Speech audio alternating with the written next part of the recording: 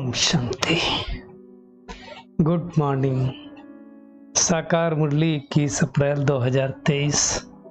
बाबा की मीठी मीठी मुरली हम मीठे मीठे बच्चों के मीठे मंथन के लिए। मंथन शुरू करने से पहले प्यार के सागर से बाबा को अपने सम्मुख देखते हैं और उनकी प्यार भरी किरणों के नीचे बैठ जाते हैं। ये अनुभव करते हुए मंथन सुनते हैं कि मैं प्रेम स्वरूप आत्मा हूं। आज बाबा ने समय के ऊपर अटेंशन खिंचवाया है। बाबा ने कहा तो ये जो समय है ना, ये किसी के लिए रुकता नहीं है। और ये समय कौन सा चल रहा है, ये हमको भी परमात्मा ने बता दिया कि ये पुरुषोत्तम संगम युग चल रहा है, जो डे बाय डे नजदीक होता जा रहा है। 100 साल का पुरुषोत्तम संगम युग परमात्मा ने बताया 1936 में स्टार्ट हुआ, तो अब तो खत्म होने वाला है ना। धीरे धीरे एक एक दिन नजदीक होता जा रहा है। बाबा ने कहा ये बुद्धि योग की मुसाफरी है। बुद्धि से हमें यहाँ से शांति धाम, परम धाम, सुख धाम जाना है, सूक्ष्मतन जाना है ना। तो टाइम मैनेजमेंट यहाँ पे परमात्मा ने सिखाया कि कैसे मैनेज करना है। तुमको पता है कि अब तुम्हें वापस घर जाना है, तो घर जाना है तो अपना बुद्धि योग, तीर्थ यात्राओं में, मैरिज में, गीता पढ़ने में, भागवत में, रामायण में, महाभारत में अब नहीं बिताना है। क्यों? क्योंकि उससे तुम्हारी सद्गति नहीं होगी। सद्गति इस ज्ञान से होगी। इसलिए परमात्मा कह रहा है उससे बुद्धि योग हटाओ और क्या करो। जो सिर पर अनेक जन्मों का बोझा है, वो तो है 63 जन्मों का,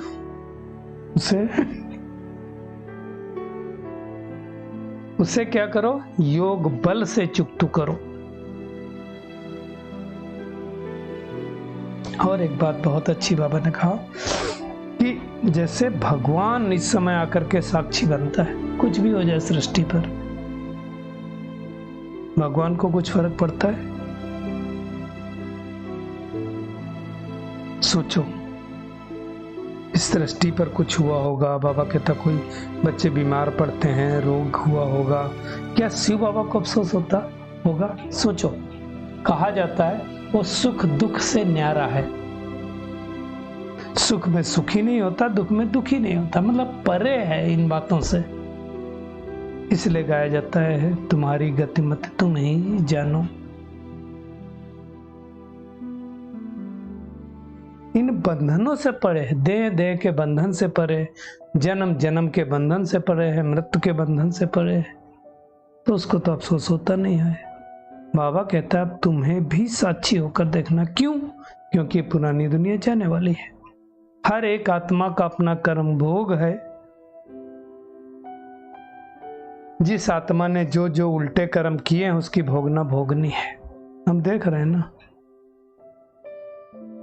हर एक आत्मा का, खुद का ही देख लो अपने, कुछ ना कुछ जो आता है वो किसका कर्म भोग है।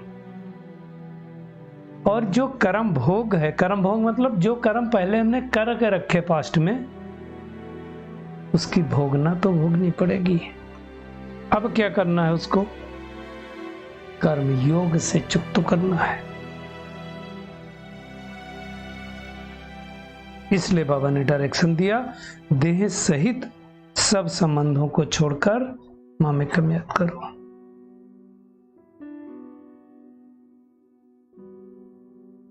देखिए, सतयुग था तो सारी एक चीज सतो प्रधान थी।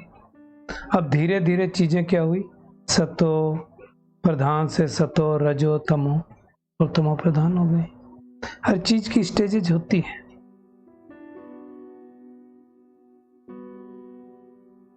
अब बाबा समझाते हैं, तुम भक्ति मार्ग में मुझे कितना याद करते थे, है ना। तो अब ज्ञान मार्ग में तुम आ गए, याद करने का तरीका जरूर बदल गया, लेकिन याद तो करो। भले साइंस वाले ना भगवान को मानते हो तो भी कभी ना कभी उनके मुख से तो निकलता है ये परम पिता परमात्मा ही ईश्वर। जैसे दुनिया में कहते हैं कि दो व्यक्ति बहस कर रहे थे, एक ने कहा देयर इज गॉड एग्जिस्ट, एक ने कहा नहीं गॉड जैसा कुछ चीज नहीं होता। दोनों बहस करने लगे। लास्ट में क्या हुआ, जो गॉड को नहीं मानता था उसको जो गॉड को मानता था उसने कह दिया ठीक है आप जीत गए, मैं हार गया। तो जो नास्तिक था और जीत गया उसने कहा थैंक्स गॉड, मैं जीत गया। सोचो, तो किसी न किसी भाव में तो निकलता ही है। तो बाबा सृष्टि में एक बार आता है और बाबा कहता है मुझे भी ड्रामानुसार संकल्प उठता है कि मैं अब जाऊं। इसलिए कई बार शास्त्रों में लिखा हुआ क्या भगवान को भी ईश्वर को भी संकल्प उठा? जी उठा संकल्प कि हम इन बच्चों को जो दुखी हैं जाऊं और उनको सुखी बनाऊं, नई दुनिया की स्थापना करूं। लेकिन अब आए तो बोले कैसे? उसको बोलने के लिए तो शरीर चाहिए, इसलिए जिस तन का सहारा लेता है उसका नाम ब्रह्मा रखता है। बाबा कहता मैं कब आता हूँ? जब घर घर में रोना पीटना लड़ना झगड़ना त्राई त्राई लोग करने लगते हैं तब मैं आता हूँ। सतयुग में तो ये बातें होती नहीं है ना, ये सब समझने की बात है। अभी तो कितने धर्म, सतयुग में तो एक ही धर्म होगा, आदि सनातन देवी देवता धर्म है ना। तो हर 5000 वर्ष बाद परमात्मा आकर के एक आदि सनातन देवी देवता धर्म की स्थापना करता है और सब धर्मों का विनाश करा देता है। जो देवी देवता धर्म के हैं वो निकलते आते हैं। बाबा कहते मैं ऑटोमेटिकली उनको पढ़ाने लगता हूं। इसलिए महाभारत में महाभारी लड़ाई का जिक्र है।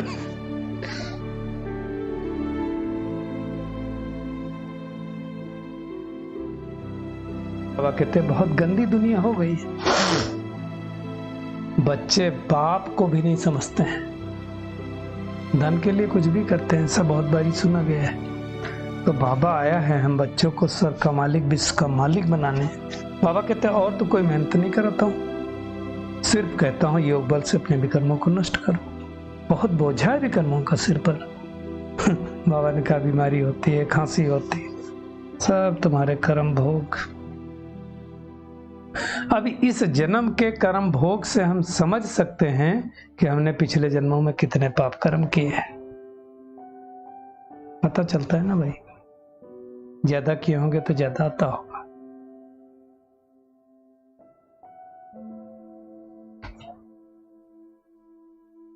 तो बाबा कहता है कि जगदम्बा सरस्वती जगत पिता ब्रह्मा, कितना नाम है, कितनी पूजा होती है उनको। दुनिया में जानते नहीं जगदम्बा कौन थी, लेकिन देखो जगदम्बा का कितने मेले लगते हैं। लक्ष्मी नारायण श्री कृष्ण की कितनी पूजा होती है। कुछ तो मेहनत करके गए होंगे ना। तो भगवान इस अंतिम जन्म के लिए कहता है तुम मेहनत करो, अपना हिसाब किताब चुकता करो, विकर्मों को नष्ट करो। अब कई बच्चों का ये संकल्प चलता है, तो क्या ब्रह्मा बाबा मातेश्वरी या दादियां इन्होंने मेहनत नहीं की? मेहनत तो की, पास विधानर भी हुए, फिर उनको कर्म भोग क्यों आया? कर्म भोग आया इसलिए आया क्योंकि देखिए 63 जन्मों का पाप है, 1-2 जन्मों का नहीं है। तो कुछ तो हम याद से नष्ट करेंगे और कुछ तो आएगा, छोटा मोटा भोगना तो भोगनी पड़ेगी। खांसी जैसे ब्रह्मा बाबा को आती थी, दादी को कितनी बीमारियां हुई तो भी दादी इतने वर्ष तक चली। तो कहने का भाव है कि चुकता तो करना पड़ेगा। जो ऐसा नहीं कि जो साधना करते हैं उनको कर्म भोग नहीं होगा, क्योंकि जन्म जन्मांतरों का विकारों का बोझा हमारे सिर पर है। ये राजयोग परमात्मा जब तक इस सृष्टि पर ना कोई नहीं सिखा सकता है। सन्यासी लोग योग करते हैं लेकिन उनका कोई सर्वशक्तिमान के साथ योग नहीं, उनका तो ब्रह्म तत्व के साथ योग है। अब ब्रह्म थोड़ी कोई सर्वशक्तिमान है, सर्वशक्तिमान तो एक निराकार परमपिता परमात्मा शिव है। और ये बातें कोई बता नहीं सकता। योग बल से विकर्म विनाश करने की विधि परमात्मा के सिवाय कोई नहीं सिखा सकता है। अब इस समय सारी दुनिया दुखी, इसलिए साधु सन्यासी भी क्या कर देते, कागविष्ठा समान सुख है। अरे सच्चा सुख देखना तो स्वर्ग में देखो। कल भी कहा था ना बाबा ने, आबू जितना बड़ा बड़ा महल होगा, तो समझने की बातें हैं। बाबा ने कहा जो सन्यासी होते हैं उनके पास कोई मुरली थोड़ी जाती है, वो फॉलोअर्स बनते हैं। यहाँ सबके पास परमात्मा की मुरली जाती है। मुरली ना हो तो हम श्रीमत पर कैसे चलें, श्रेष्ठ कैसे बने? तो ये जरिया है। इसलिए हम सब कर कुछ भी हो जाए, मुरली 2-3 बारी तो पढ़ी लेनी चाहिए, सुन लेनी चाहिए। और जितना एकांत में बैठ करके पढ़ेंगे सुनेंगे उतना अच्छा है। बाबा हमें श्रेष्ठ से श्रेष्ठ है, वो श्री श्री से बाबा के आगे लगा सकते हैं। इसलिए श्री श्री 108 की रुद्रमाला है और श्री नारायण के आगे, बाकी कोई श्री नहीं है। तो ये श्री विश्वविद्यालय है जहाँ परमात्मा आकर के हमें नॉलेज देता है। बाबा ने कहा अभी तो कितने लोग हैं सतयुग में? ओनली 9 लाख पूरी सृष्टि पर होंगे। फिर धीरे धीरे वृद्धि पाते जाएंगे। तो सोचो, कंपटीशन तो टफ है, मेहनत करना है। तो अब हमें क्या करना है? 5 विकारों का संन्यास कर लेना है। बाबा ने कहा और धर्म की जो आत्माएं होंगी सलामी भरने आएंगी, मतलब बाबा की दृष्टि लेके चली जाएंगी। बाकी कोई ब्राह्मण कुलभूषण नहीं बनेंगे, और ब्राह्मण कुलभूषण बने बगैर कोई देवता बन नहीं सकता। शुरू में कहते थे हाँ ब्रह्मा बाप भगाता है, भगाता नहीं है। जो आत्माएं आई थी वो किस लिए आई थी? पटरानी बनने के लिए आई थी। इसलिए गायन है श्री कृष्ण ने गोपियों को भगाया। तो भगवान उस स्वर्ग की स्थापना कर रहा है और हमें पढ़ा रहा है, हमें पढ़कर वैसा बनना है। तो क्या करना है? आज का टेक होम ये है कि एक तो हमारे सिर पर जन्म जन्मांतर का बोझ है, उनको बाबा की याद से नष्ट करना है।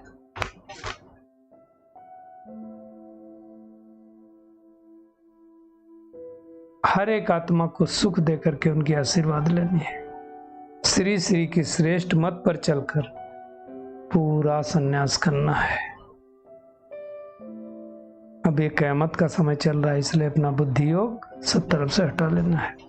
आज का बाबा का वरदान है, मास्टर नॉलेजफुल मन, 5000 वर्ष की जन्म पत्री को जानने वाले स्वदर्शन चक्रधारी भव। बाबा कहता है जो अभी स्वदर्शन चक्रधारी बनते हैं वही भविष्य में चक्रवर्ती राजभाग के अधिकारी बनते हैं। स्वदर्शन चक्रधारी अर्थात अपने सारे चक्र के अंदर सर्व भिन्न भिन्न पार्ट को जानने वाले। स्वदर्शन चक्रधारी का मतलब अपने हर जन्म के पार्ट को जानने वाले। सतयुग त्रेता में क्या, द्वापर में कैसे थे, वो बात है। बाबा ने कहा आप बच्चे विशेष इस समय 5000 वर्ष की जन्म पत्री को जानकर मास्टर नॉलेजफुल बन गए। सब कुछ बाबा ने बता दिया। तो बाबा ने कहा सभी ने विशेष बात जान ली कि अंतिम जन्म में हीरे तुल्य जीवन बनाने से सारे कल्प में हम के अंदर हमारा हीरो पार्ट होगा। हो सकता है इस अंतिम जन्म में थोड़ा सा कलयुगी पार्ट कम हो, लेकिन सोचो जो आत्मा सतयुग में पहले जन्म में आई थी वो अंतिम जन्म में अगर ऐसी है, आप सब इतने अच्छे हैं, ठीक हैं, तो सतयुग में कितना अच्छा पार्ट होगा। सोचने की बात है। स्लोगन है अपने साथियों को भी बाप के संग का रंग लगाओ तो उनके संग का रंग भी आपको नहीं लगेगा। आप उनको बाप के संग का रंग लगाएंगे तो फिर उनका रंग आपके ऊपर तो चढ़ेगा ही नहीं ना। तो मेहनत करनी है। चलिए परमात्मा किरणों के नीचे बैठ जाते हैं और महसूस करते हैं परमात्मा प्यार के संग के रंग में रंगने वाली मास्टर नॉलेजफुल बनकर अपने 5000 वर्षों की जन्म कुंडली को जानने वाली सुदर्शन चक्रधारी आत्मा हूँ। एक परमात्मा की याद के द्वारा अपने विकर्मों को दग्ध करने वाली विकर्माजीत आत्मा हूँ। शुक्रिया मीठे प्यारे बाप दादा, शुक्रिया आप सभी का इस मीठे मंथन के लिए। ओम शांति।